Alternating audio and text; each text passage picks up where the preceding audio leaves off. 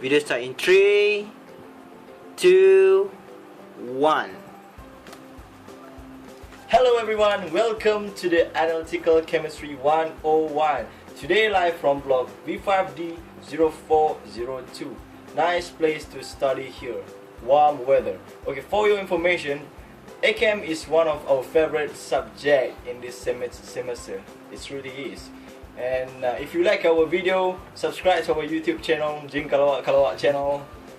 So without further ado, let's move on to our topic today. Today we're gonna learn about the UV spectroscopy. Interesting chapter. So the outline of our lecture today is we're gonna talk about the spectroscopy, and then about the UVBs, the definition and stuff, and finally the spectrophotometer. Okay, moving on to the spectroscopy. What is spectroscopy? Oh, you don't know? It is the branch of science concerned with the investigation and measurement spectra produced when matter interact with or emits electromagnetic radiation. I hope you're clear on that. And finally, we move on to the UVBs. As we know, it is widely used for all quantitative analysis in chemical, environmental, forensic, and clinical laboratories. The region of spectrum of UV is negative 400 nanometer to 700 nanometer. That is for visible. Okay. It's also available for identifying functional group in a molecule or compound containing absorbing group.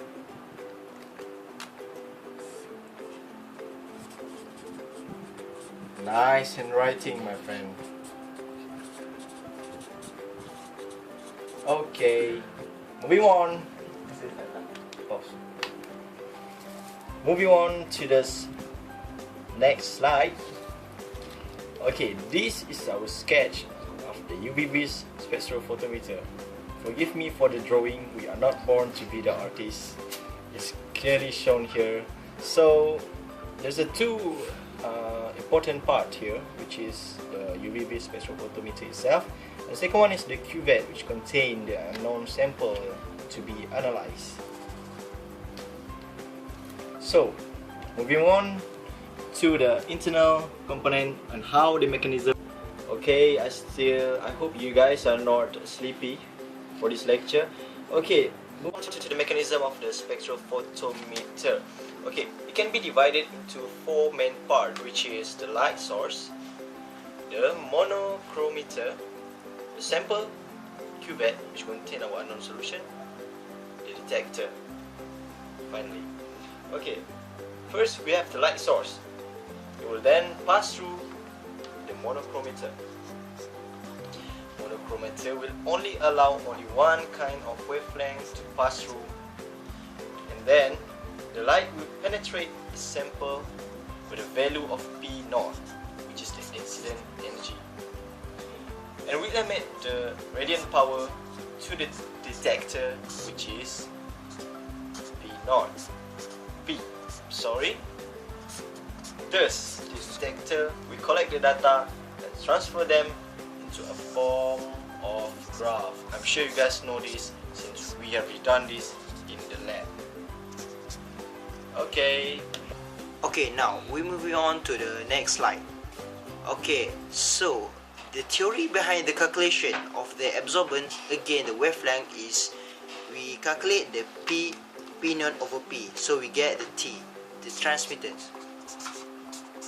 So as we get the transmittance, so we get the absorbance.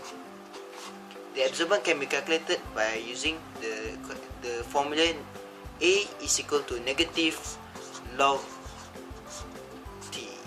Okay, so we get the absorbance versus wavelength itself from our spectrophotometer experiment. So let's say there are two solution, which is red solution and the blue solution.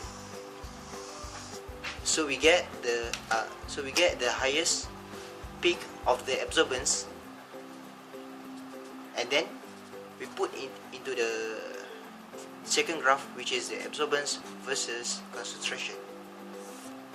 So we can conclude that the relationship between absorbance and concentration itself is absorbance is directly proportional to the concentration. So we're moving on to the next slide. So guys, we moving on. We are moving on to. So, have you ever heard about the Beer-Lambert's theory? No? Yes, right, because we have learned in the class previously. So, I'm gonna explain about this a little bit about it. So, Beer-Lambert's law is actually A equal to epsilon BC. Epsilon represents the molar absorptivity, which is the unit is mole negative 1 centimeter negative 1. For B is the path length, and for the cuvette standard for B is 1 centimeter. So remember this on exam, okay? For C is concentration of the sample. So from here we can get that A is actually directly proportional to the C. By that slide, now we have reached to our final part, which is the conclusion. Unfortunately, we have reached to the end of our lecture today. Sadly, I know you want more, but I'm afraid time is not enough. So before we finish our presentation, we would like to express our highest gratitude to our lecturer, Dr. Bawadi, and also to our previous lecturer, Dr. Azmi Bustam, who have worked hard for us to deliver the knowledge. We really appreciate that. And for the last project, before our final exam, we hope that the lecturer is kind enough to be lenient for our coursework mark, and not to forget our final exam. By that, thank you and goodbye. Bye.